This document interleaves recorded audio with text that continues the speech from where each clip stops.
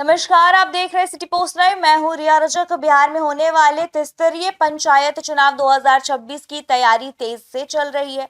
आपको बता दें कि राज्य निर्वाचन आयोग की योजना है कि चुनाव अक्टूबर-नवंबर में कराया जाए और अभी पंचायत प्रतिनिधियों जैसे मुखिया, सरपंच, पंचायत समिति सदस्य और जिला परिषद सदस्यों का कार्यकाल दिसंबर 2026 तक है। इसलिए उससे पहले नई पंचायतों का चुनाव कराया जाएगा। इस बार चुनाव 9 चरणों में होने की संभावना है। इसकी सबसे बड़ी वजह ईवीएम इलेक्ट्रॉनिक वोटिंग मशीन की सीमित संख्या है। जी हां, आयोग के पास लगभग 32,000 ईवीएम है और इन्हीं मशीनों का एक चरण में उपयोग करने के बाद दूसरे चरण में दोबारा इस्तेमाल किया जाएगा। मतदान के बाद मशीनों का डेटा सुरक्षित रखने के लिए विशेष मेमोरी सिस्टम का उपयोग किया जाएगा। पंचायत चुनाव 2011 की जनगणना के आधार पर ही होगा। जी हां, नई जनगणना के आंकड़े अभी उपलब्ध नहीं है, इसलिए सीटों का आरक्षण और क्षेत्र निर्धारण पुराने आंकड़ों के अनुसार ही तय किया जाएगा। यानी कि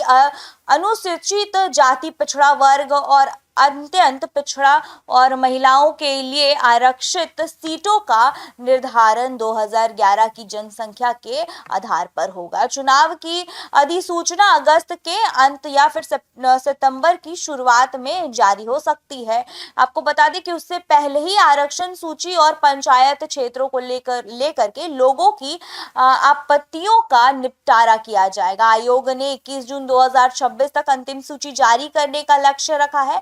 इस चुनाव की सबसे बड़ी खासियत आरक्षण में बदलाव होगी। जी हां, रोटेशन व्यवस्था के कारण हजारों पंचायतों और वार्डों में आरक्षण की स्थिति बदल जाएगी। जो सीट पिछले चुनाव में महिला, अनुसूचित जाति और अत्यंत पिछड़ा वर्ग के लिए आरक्षित थी, वह इस बार सामान्य या फिर किसी अन्य वर्ग के लिए आरक्षित हो सकती है। इससे कई नए चेहरों और को चुनाव लड़ने का मौका मिलेगा। तकनीक के मामले में भी यह चुनाव पहले से काफी आधुनिक होगा।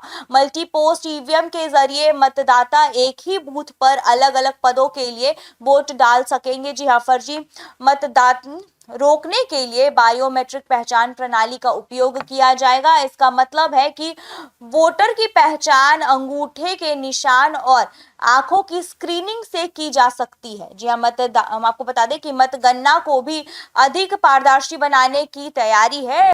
इसके लिए ओसीआर तकनीक का इस्तेमाल होगा, जो चुनाव परिणामों को स्कैन करके सीधे कंप्यूटर सर्वे पर भेजी जाएगी। वहीं आपको बता दें कि एआई आधारित जार्विस सिस्टम जनगणना केंद्रों की निगरानी करेगा। संवेदनशील बूथों पर लाइव वेबकास्टिंग होगी, जिससे अधिकारी सीधे मतदान प्रक्रिया पर नजर रख सकेंगे। तो कुल मिलाकर के बिहार पंचायत चुनाव 2026 कई बड़े बदलावों के साथ होने जा रहा है।